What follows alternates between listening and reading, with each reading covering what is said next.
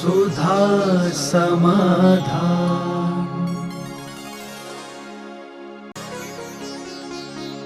नमोस्तु गुरुदेव, कर्मों को जीतने के लिए अपना धैर्य कैसे बनाकर रखें? दलबल को जीतना कठिन है, भाग्य को और कर्मों को जीतना सरल है।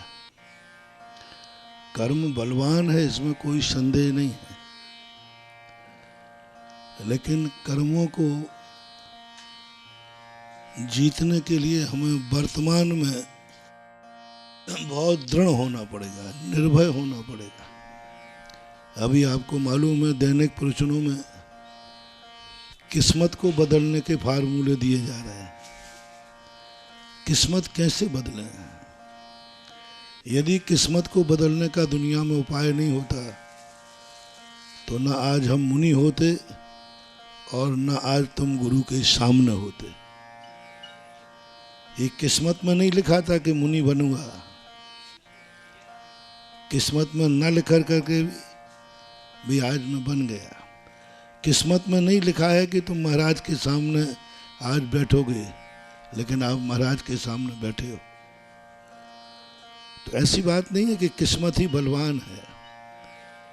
किस्मत यदि बलवान हो जाती तो आज इतने महान महान उपसर्गों के बीच में किस्मत तो हमेशा तुम्हें डिगाती है। धर्म मार्ग में किस्मत कभी आने नहीं देगी।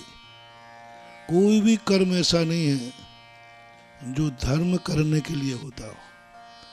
हर कर्म धर्म से रोकता है, लेकिन यदि हमारे हौसले बुलंद हैं तो ये कर्म कुछ नहीं कर पाएगा। क्या करेगा कर्म? क्या करेगा? अंत में प्राण ही ले सकता है, हमारे धर्म में बाधा नहीं पहुंचा सकता। कितने महामुनिराज शेरनी खा गए, कर्म का उदय आया कि मैं तुम्हें जिंदा नहीं रहने दूंगा। मुनिराज कहते क्या फर्क पड़ता है? क्या फर्क पड़ता है? तू जिसे खाएगी वो मैं हूं नहीं, जो मैं हूं उसे तू खा नहीं सकती। अब तेरी मर्जी पड़े सो कर। कल्याण मुनि जो सिकंदर के लिए बस इसी बात से तो सिकंदर को वैराग हुआ। सिकंदर बहुत बड़ा हिटलर था, बहुत छोटी उम्र में उसकी महत्वाकांक्षा बन गई थी, विश्व विजेता बनना। उनके गुरु ने बहुत समझाया, यूनान के गुरु थे, लेकिन उसकी समझ में नहीं आया। जब अपने गुरु से आशीर्वाद लिया कि मैं भारत जाना चाहता हूँ, भारत को जीतना चाहता हूँ, तब गुरु ने कहा कि मानेगा नहीं। बोले मुझे कुछ भारत से चीज़ लाओगे? बोले गुरुदेव बताओ क्या लाऊंगा?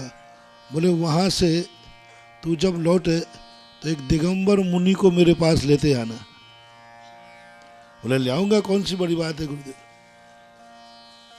जब भारत का बहुभाग जीतने के बाद उसको गुरु की बात याद आई तो उसने मंत्री से कहा जाओ एक मुनि को खोजो। खोजा, बोले मेरे बादशाह ने बुलाया है।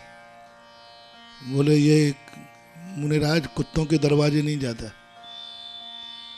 बोले आप सम्राट को कुत्ता बोल रहे हो?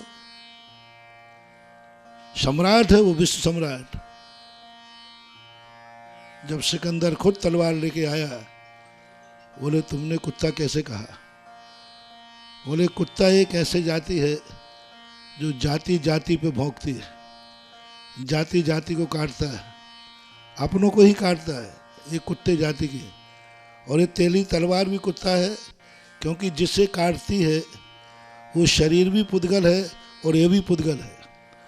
और तू जीव है, तू जीव को मारने का भाव कर रहा है, तो जो अपनी जाति को मारने का भाव करता है उसी का नाम कुत्ता है। बोले तुझे गर्दन कटने का डर नहीं है? बोले गर्दन में हूं नहीं, जो मैं हूं उसे काट नहीं सकते तुम, और जिसे काटोगे वो मैं हूं नहीं। जो अनित्य भावना का उपदेश दिया, सिकंदर ने तलवार रख दी और उसके बाद फिर उसने युद्ध नहीं किया। और उन मुनि के उपदेश के बाद सिकंदर ने ये कहा था जब मैं मरूं तो मेरे अर्थी से दोनों हाथ बाहर निकाल देना, दुनिया देख सके कि इतना बड़ा महत्वाकांक्षी, इतनी बड़ी चिंताएं, इतने टेंशन, सारे विश्व को अपनी पैर की जूती समझने वाला मरा तो कुछ भी साथ लेके नहीं गया। इस अनित्य भावना से हिटलर शरीर को वैराग हो गया, हिटलर शरीर की महत्वाकांक्षाएं खत्म हो गई। तो तुम्हारी किस्मत हिटलर जैसी नहीं है अभी। अपन किस्मत को ज्यादा बलवान मत दो, अपनी किस्मत को बल मत दो, किस्मत के भरोसे जिंदगी मत जियो, अपने खुद के भरोसे पर जिंदगी जियो। हम अपने आप को कुछ इतनी अच्छी चीज से पॉजिटिव करें, इतना विल पावर दें, आज मेरे से कुछ अच्छा होने वाला है, आज कुछ अच्छा होगा। इसलिए अच्छे आदमी का नाम का स्मरण करो। यदि तुम्हें अच्छा करना है तो ऐसे व्यक्ति का स्मरण करो जिसके जीवन में कभी बुरा होता ही नहीं। भगवान का, नमोकार मंत्र का, ये सब चीजें इसीलिए हैं। नमोकार मंत्र, ये मंदिर, गुरु महाराज, ये प्रवचन, किस्मत की गुलामियत से छुटकारा पाने के लिए ही हम लोग तुम लोगों को प्रवचन देते हैं, किस्मत की गुलामियत से पाने के लिए। ये मंदिर तुम्हारी किस्मत की गुलामियत से छुटकारा पाने को है। ये नमोकार मंत्र किस्मत से छुटकारा पाने के लिए। जितनी भी धर्म की क्रियाएं हैं ये भाग्य को बदलने वाली हैं। इन पर यदि हमारा विश्वास है तो भाग्य को हारना पड़ेगा और पुरुषार्थ जीतेगा, जीत रहा है। नमोस्तु गुरुदेव। जन्म लेने वाले जीवों का आयु कर्म निश्चित है। क्या धार्मिक अनुष्ठान क्रिया के माध्यम से उनकी आयु को बढ़ाया जा सकता है? आयु बढ़ नहीं सकती, घट सकती है। बैंक बैलेंस जितना जमा किया है उसको बढ़ाया नहीं, बढ़ नहीं सकता वो अपने आप, लेकिन हम निकाल करके घटा सकते हैं। तो आयु कर्म एक ऐसा है जिसका घट तो सकती है लेकिन बढ़ नहीं सकती, क्योंकि उसके बांधने का समय निकल चुका। एक भाव पहले बनती है और वो भाव हमारे हाथ में है नहीं, इसलिए आयु कर्म कभी बढ़ता नहीं। नमोस्तु गुरुदेव। जैन दर्शन में शनि अमावस्या का क्या महत्व होता है? जैन आगम में ऐसी कोई चर्चा नहीं। मात्र अमावस्या को इसलिए लोग व्यवहार में, काना अशुभ होता है और काने को यदि काना मिल जाए तो सबसे बड़ा शुभ होता है। आपको अशुभ है और सामने वाला भी काना है और वो भी काना आ जाए, सबसे बड़ा शुभ है। Minus minus plus. तो यही सिद्धांत यहाँ है। अमावस्या और शनि दोनों नकारात्मक हैं और दोनों नकारात्मक मिलकर के सकारात्मक हो जाते हैं। तो ज्योतिष शास्त्र के अनुसार ये दो नकारात्मक शक्ति मिलकर के एक पॉजिटिव योग बनाती हैं। दो कोई भी नकारात्मक सोच होते हैं मिलकर के वो कोई ना कोई सकारात्मक रूप देते हैं। दो पत्थर को जो अपन रगड़ते हैं तो दोनों एक दूसरे को टुकड़ा करते हैं, लेकिन उससे अग्नि का प्रज्वलन हो जाता है। दो पत्थरों को अपन ने यूं रगड़ा तो दोनों की क्रैक उड़ी, लेकिन उत्पन्न क्या हुई? अग्नि। ये पॉजिटिव है। दोनों एक दूसरे का विनाश किया, लेकिन विनाश करने के साथ अग्नि का प्रज्वलन किया। यही शनि अमावस्या में होता है कि ये दोनों नकारात्मक हैं, लेकिन जब ये मिलते हैं तो एक सकारात्मक योग बनाते हैं, इसलिए उसको लोग मानते हैं। नमोस्तु गुरुदेव। मृत्यु के बाद मृत शरीर को नहलाना, नए वस्त्र पहनाना, पैर छूना, इन सब का क्या महत्व है? आगम में इसका कोई उल्लेख नहीं। मृत्यु के बाद नहलाने का, कपड़े पहनाने का कोई औचित्य ही नहीं। क्यों प्रथा चली है? क्योंकि व्यक्ति मरते समय गंदगी कर देता है, उसको होश नहीं रहता, वेदना होती है तो या तो पोटी हो जाती है, लघु शंका हो जाता है, कफ आदि आ जाता है, तो अर्थी को ले जाने में दुर्गंध आती है। इसलिए नहाने की प्रथा चली। और मरते समय कपड़े बिगड़ जाते हैं तो कपड़े बदल करके उनको पहनाने की प्रथा चली। बस इतनी सी बात थी, लोगों ने उसे रूढ़ी और परंपरा मान लिया।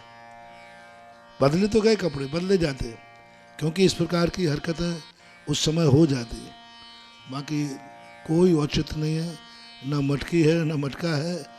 आत्मा निकल गई, शरीर का कोई भी क्रिया लोक मूर्ताओं में आती है, औचित्य कुछ भी नहीं।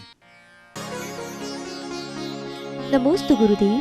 व्रती श्रावक ने 10वीं प्रतिमा लेकर एवं गृह त्याग करते हुए अगर समाधि पूर्वक मरण प्राप्त किया है तो उनके परिवार को कितने दिन का सूतक लगेगा? उसने गृह त्याग करके क्या नवीन दीक्षा ली है? गृह त्यागने मात्र से सूतक नहीं हट जाएगा। अभी उस पर गोत्र कौन सा चल रहा है? घर छोड़ने के बाद तो कोई भी छोड़ देता है। घर छोड़ के चला गया, कभी नहीं आएगा, लेकिन गोत्र थोड़ी बदल गया। त्यागने के बाद उसे दूसरे गोत्र का संकल्प होना चाहिए।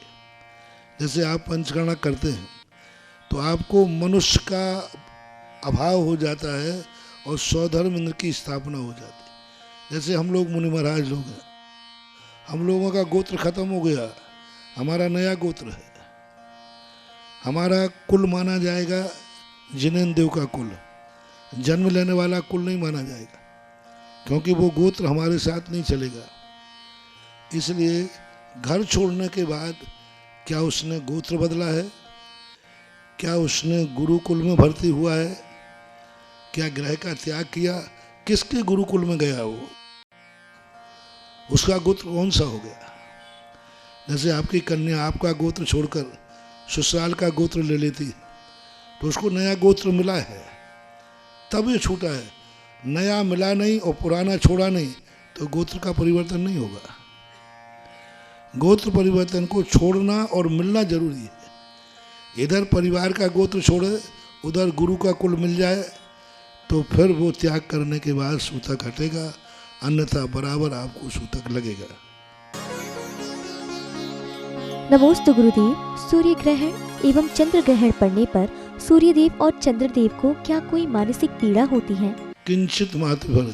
जैसे आप प्लेन में उड़ने वाले व्यक्ति के नीचे कुछ भी छाया हो जाए, प्लेन में बैठने वाले को कोई फर्क नहीं पड़ता, उनको भी कोई फर्क नहीं पड़ता। बहुत दूरी रहती है, ऊपर से वो मान निकल रहा है, नीचे राहु और केतु काले रंग के हैं और वो ऊपर से जा रहा है, ये नीचे से निकल रहा है, उनको कोई फर्क नहीं पड़ता। नमोस्तु गुरुदेव। शरीर रूपी घड़ा फूटने से प्राण निकल जाते हैं, तो फिर दुखद घटना के सुनने पर व्यक्ति के प्राण कैसे निकल जाते हैं? ऐसी बात नहीं है कि शरीर फूटने के बाद ही आत्मा निकलती है। जिनका शरीर स्वस्थ है, आयु कर्म पूर्ण हो जाने पर भी निकल जाती है। तो आत्मा का अपना एक स्थान होता है, निश्चित होता है। उस समय के अनुसार यदि उसकी उदीर्णा हो जाए तो आत्मा निकल जाएगी। आयु कर्म से बंधी हुई है, शरीर से नहीं बंधी आत्मा। आयु कर्म होता है, वो आयु कर्म को जिसके माध्यम से धक्का लग जाता है तो आत्मा निकल जाती है। नमोस्तु गुरुदेव। नाड़ी का खिरना और आयु कर्म के निषेध के खिरने से इनका क्या संबंध है, और प्राणायाम के माध्यम से क्या आयु कर्म को बढ़ा सकते हैं?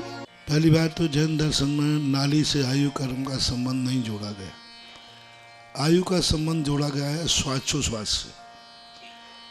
श्वासोश्वास जो होता है, एक निश्चित प्रमाण रूप से हम श्वासोश्वास लेते हैं। श्वासोश्वास का अर्थ यह नहीं जो नासिका से निकलता है। श्वासोश्वास का अर्थ है नहीं जो अपन मुंह से लेते हैं, ये तो एक्स्ट्रा लेते हैं।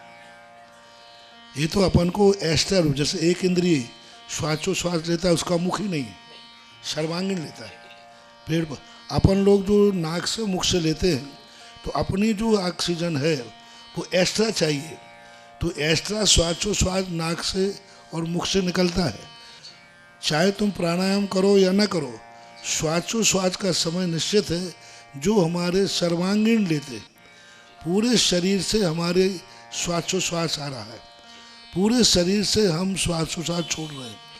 तो जो श्वासोश्वास हमारे शरीर लेता है, मान लीजिए हमने 5 मिनट को नासिका से श्वास लेना बंद कर दिया तो श्वासोश्वास बंद नहीं हुआ, श्वासोश्वास चालू है। उस श्वासोच्छ्वास को कोई नहीं रोक सकता। तो हम 1 घंटे 2 घंटे भी रोके तो भी हमारे आयु कर्म पर कोई फर्क पड़ने वाला नहीं। यदि हम अधिक श्वासोच्छ्वास निकालेंगे जानो देर से तो आयु कर्म खिलेंगे नहीं। इस श्वासोच्छ्वास से कोई लेना देना नहीं। हाँ, जब शरीर थकेगा, यदि हम प्राणायाम कर रहे हैं तो प्राणायाम में हमने कुंभक किया, तो कुंभक में हमने पेट में रोका, तो क्या शरीर में शिथिलता, कमजोरी, थकान आ रही है? यदि थकान आ रही है तो आयु कर्म के निश्चय खिलेंगे। और यदि रिलैक्स मिल रहा है तो एक भी निश्चय का आयु कर्म नहीं, बल्कि आयु कर्म की उदीर्णा रुकेगी, क्योंकि हमने स्वस्थ किया है शरीर को। तो जो प्राणायाम रेचक है ये शरीर को रिलैक्स देता है। तो बल्कि जो शरीर की जो आयु कर्म की उदीर्णा रुक रही थी, बढ़ रही थी, उसको रोका। हम जब दौड़ते हैं, यदि बिना थके हम दौड़ रहे हैं तो श्वासोच्छ्वास से कोई फर्क नहीं पड़ रहा है। लेकिन हम थक रहे हैं तो हम जैसे टेंशन से, अब टेंशन में हम बिल्कुल रिलैक्स बैठे, यदि आपकी आयु की बात कहें कि भाई अपन से रोक लेते हैं, तो टेंशन में व्यक्ति चल रहा है क्या थक रहा है, श्वास ज़्यादा निकल रही है क्या, पर आयु कर्म की उदीर्णा हो रही है।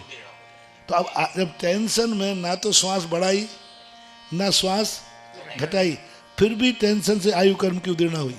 इसका अर्थ है टेंशन का संबंध, आयु का संबंध ये नाक से नहीं है। जो शरीर थक रहा है, टेंशन करने से हमें शरीर में थकावट आ रही है, आयु कर्म की उदीर्णा होगी। इसलिए नासिका और मुख से निकली हुई श्वासोच्छ्वास अधिक निकले या कम निकले, इससे आयु कर्म पर कोई फर्क पड़ने वाला नहीं है। बस उससे शरीर में थकान नहीं होना चाहिए। शरीर यदि थक रहा है तो आयु कर्म की बराबर उदीर्णा हो रही है, चाहे आप श्वास लेवें अथवा न लेवें, तो ऐसा माना जाए। क्योंकि निद्रा के समय व्यक्ति अपनी अवचेतन दशा में पहुंच जाता है, शरीर को रिलैक्स मिलता है, लेकिन उसको बहुत ज़्यादा अंदर की जो किडनी है, अंदर की जठराग्नि, उसको मेहनत ज़्यादा करना पड़ती है। क्योंकि अभी तो अपन जागते हुए सपोर्ट कर रहे हैं, लेकिन सोते हुए हम लोग सब सो चुके, अब उसकी जो अंदर की एनर्जी है पूरी ताकत उसी को लगाना है। इसलिए ज़्यादा निद्रा लेने से भी आयु कर्म की उदीर्णा रुकती है, होती है, और ज़्यादा जागने से भी होती है, क्योंकि जागने से मन विक्षिप्त होता है। तो नासिका और मुख से श्वास लेने का संबंध श्वासोच्छ्वास नहीं है, अन्यथा पेड़ों के श्वासोच्छ्वास प्राण कैसे करोगे? जल का एक इंद्रियों के भी श्वासोच्छ्वास तो है, और श्वासोच्छ्वास वो भी लेते हैं, तो उनकी नासिका तो है नहीं। ये तो अपनी एक्स्ट्रा है, क्योंकि अपन ज़्यादा खर्च करते हैं, इसलिए मुख से और नाक से ऑक्सीजन अपन एक्स्ट्रा लेते हैं। जैसे जो भोजन अपन करते हैं, इससे शरीर नहीं बन रहा है, एक्स्ट्रा चाहिए। शरीर के लिए तो नौकर्म वर्णाएं आकर के वो नौकर्माहार जिससे अपन बोलते, ऐसी व्यवस्था बनाना चाहिए। सुधा समाधान